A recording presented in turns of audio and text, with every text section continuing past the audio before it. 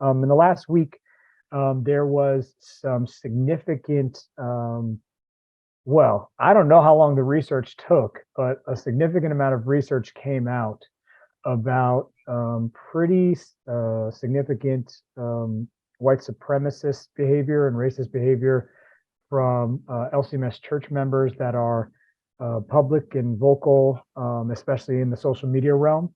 And so I'll ask this question with that in mind. If you don't know what I'm talking about, I'm sure we can send you the article that came I know, out. no, I know what you're talking about. Oh no, I knew you would. I'm saying like everybody on Okay. the call if you're not familiar. But I'll ask the question in that because it's something that I've been thinking a lot about and wrestling with.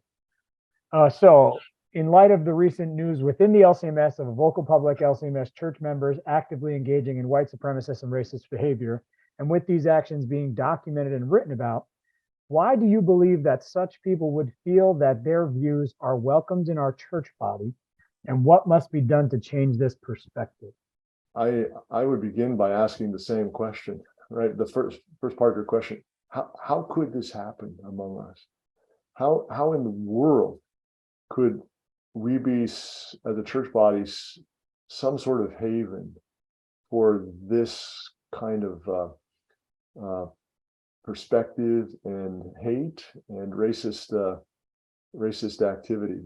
To me, it's reading the expose was really staggering to me. I mean, it was maybe not for some of you who've been focusing on this for a while, but for me, it was truly disheartening and very, very sad. I think President Harrison's planning on a statement. I haven't seen that yet. It hasn't come out. He has himself, I think, been subject to some threatening activity. And of course, we want to express our solidarity with him in that regard. Nobody should be subject to that at any point. At the same time, I think that he should feel compelled to investigate this. He has shown a willingness to investigate things. I could say more about that with regard to Concordia, Wisconsin, or Concordia, Texas, based on, at least in Concordia, Wisconsin's case, very minimal complaint about, very kind of exaggerated complaint about the concerns that were on his mind. But in any case, it should not only be investigated.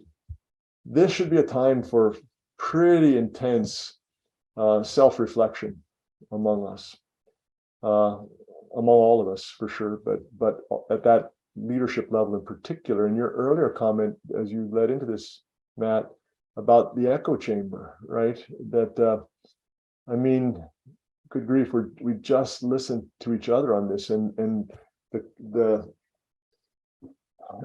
problem accelerates and as it gains fuel and fire, and we really, I think this is a time of very important self-reflection, because there is a lot of chaos and anxiety out there right now, and it's some of it's directly related to this ugly reality that is encroached upon us. I think it's also important maybe just to not simply point fingers as far right as we can, but for all of us to be involved in this reflection.